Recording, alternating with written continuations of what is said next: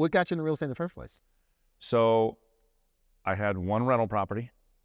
I wanted to get my license so I could use the license as some commission kickback because I wanted to buy some more. I worked for a credit card processing company in Omaha, Nebraska. Okay.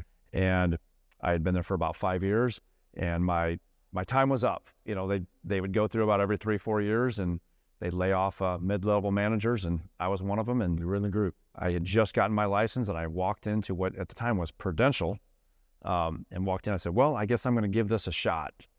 And they found me a desk, and they said, start calling people. And I said, who? Phone, right? Who do I call? What do I do?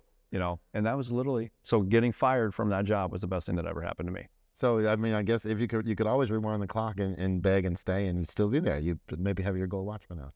Yeah. Well, yeah, that's all right. You know what? I'm very happy with the path that the big man upstairs has taken me so far. Yeah, that's good stuff. So you were at Prudential that first year. How long did you? I mean, I guess we know the last 7-year path, but what did that first 15, 16 years look like?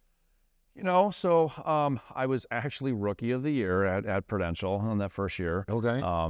And 1.8 million is even in, I mean, and back then, the average price point was a fraction. I think literally the average price point in Omaha at that time was like 125,000. Right. So that's a lot of houses. Yeah. For a first year. Well, so I made my living off of open houses. I tell my agents on the team all the time, like, look, I would do 2 opens almost every Sunday, and that's how I truly learned, how to talk to people. And it was all about bonding, right? Because our business, it's a contact sport. It's all about relationships. And so I just knew I'm putting myself in a place of opportunity by being there, right? Because if I'm not there, I'm not talking to anybody. Right. And that was what really kickstarted my business. Okay. So you were doing open houses that first year? Oh, yeah.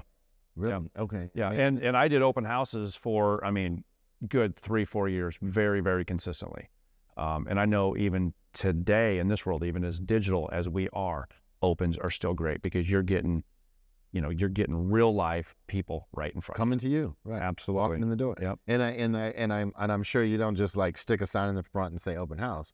You get the word out. Well, so we like to get our open signs up, midweek, lots of directionals, social media posts, even simple things like going into our MLS and putting comments in that we're going to have it open on such and such date. Because Zillow, obviously everyone looks at Zillow. So then people are looking at Zillow, they're going to see it. So a lot of social media, just doing everything that we can to, drive traffic. Yeah, get that exposure out there. That is the job of a real estate marketer.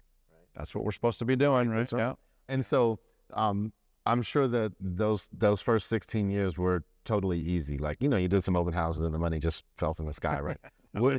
What were some of the challenges that you had as a newly licensed agent recently fired? I mean, yeah, you were the Rookie of the Year that first year, but obviously you had your sights set higher. Well, I've always had an entrepreneurial spirit. Even when I was working at the credit card company, I was power washing and staining decks on the side. I just knew that I didn't want to work for someone. I felt like I was high energy, just couldn't sit behind a desk. So I just always had that spirit. So, realizing, once I got into real estate a little bit, because when you first get in, you don't really understand, like, okay, this is actually a business. This is my business, so, You're in charge of you. Right. And the good, sometimes that's good. Sometimes that's yeah, absolutely. That drunk monkey a lot of times, gets all of us. Yeah. But, I just realized, I love working with people, love helping. I have a pretty good working knowledge of homes, as a landlord, and so, but yeah, no, it's never easy. What I always tell the agents on the team, or anyone that's thinking about getting into it for that matter, that our business is not complicated, but it's not easy. Right. Right. Yeah. So, you can put in the minimum and you're going to get the minimum or less than the minimum, maybe. Right. Right. Okay. And so over those years, what was a challenge or some adversity? I mean, we've all had adversity, some big, some small, but in the moment, yeah. Share some adversity. It could be business related. It could be not. But what was well, I would say some of the adversity and some of the challenges that I've had even in the business and even with let's say running a team. Okay, the first time that I had the team that literally, again, I'm going to say team because it was just a group of us. It was my team, but it was not really ran as a team. I didn't have meetings because honestly, I didn't know what to do. And so I would say what happened was we had culture issues with some of the agents.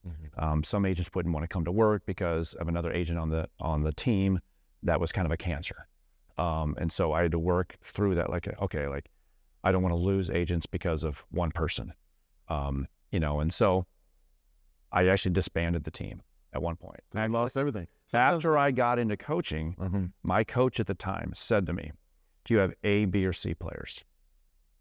And I said, I got nothing but C players.